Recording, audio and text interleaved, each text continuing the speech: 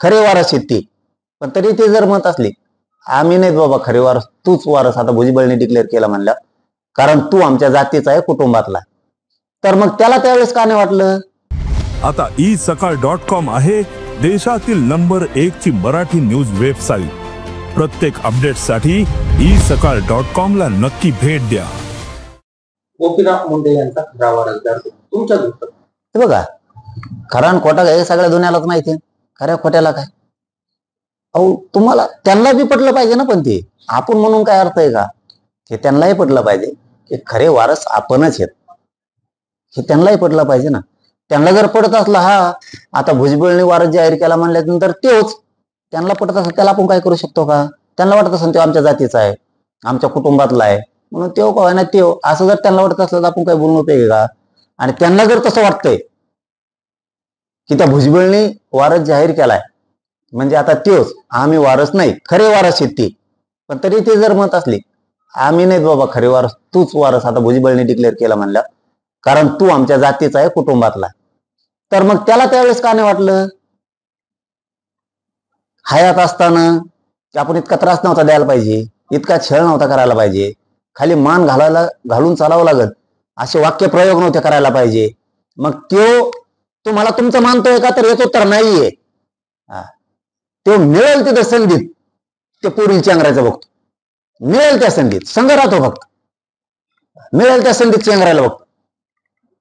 त्यांच्या समाजात लोकांना कळत नाही का नुसतं बोलायचंच कळतं, फक्त लिहायचंच कळतं, फक्त ते कळत नाही का?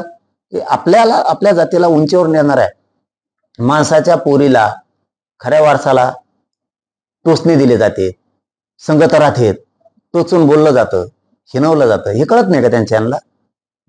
त्यांच्यात दरी निर्माण व्हायला लागली, तेव करायला लागला, हे कळत नाही का? दरी तर त्यानेच निर्माण केली ना, तेच बोलत होता त्या टायमाला हयात असताना. तुम्ही जर त्याला तुमचं समजतात, त्याने तुम्हाला तुमचं का नाही समजलं? द्या मग याचं उत्तर. ज्याने आपल्याला मोठं केलं, आपली जात सगळी मोठी केली, आपल्याला प्रतिष्ठेत नेलं, राज्यात देशात दबदबा निर्माण केला, त्या माणसाला कितीतरी वेळेस खाली मान घालून चालावं लागलं.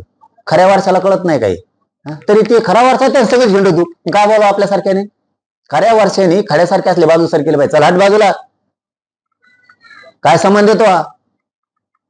प्रत्येक संधी सोडत नाही तो, प्रत्येक संधी. त्याविषयी जर त्यांनी त्या मेळाव्यात हातात दिले असतील ते फोटो बॉम्बला, आता त्याला आणलं म्हणजे किती जाती जातीत भेद पसरायला लागलाय. हे त्यांनाच म्हणणं नसायला पाहिजे, आपल्याला संपावत आहे. पंकजा मुंडेंना गोपीनाथ मुंडेंची वारसदार म्हणावं, अहो साध म्हणायची गरजच काय? तर म्हणायची काय गरज? दुसरा कोण मग? म्हणजे हिनवायचंय ना पुन्हा तसंच म्हणून नाही, म्हणजे कमजोर समजता का तुम्ही? मी सांगितलं होतं मला, ते त्यांचा प्रश्न आहे, ते त्याचं बघते. पण खऱ्या वारसाला तिला जर वाटत असेल की त्योच, कारण त्यो आमच्या जातीचा आहे ना, आमच्या कुटुंबातला, तर त्यांनी त्यावेळेस का म्हणला नाही? आपल्या कुटुंबातले ते केंद्रीय मंत्री येतं, उपमुख्यमंत्री राहिलेले आहेत, आपल्या कुटुंबाला आपल्या जातीला मोठं केलेलं आहे, आपण त्रास देऊ नये. आणखीन संधी सोडत नाही तो, मिळेल तिथं चेंगरीतो, मिळेल तिथं चेंगरीतो. त्यांनी बी म्हणायला पाहिजे त्यांना, तुम्ही आमचे आहेत. गळ्यात हात टाकलेले नुसतं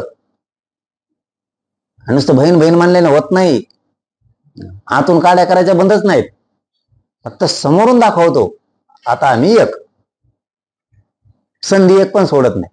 त्यांनाही कळायला पाहिजे ना, एवढं आपल्याला आपलं म्हणलेत. आपला बाप हयात असताना किती यातना भोगल्यात, किती वेदना भोगल्यात, हे त्यांना कळायला पाहिजे ना. महाराष्ट्रातील सर्व बातम्यांचे विश्वासार्ह व्यासपीठ,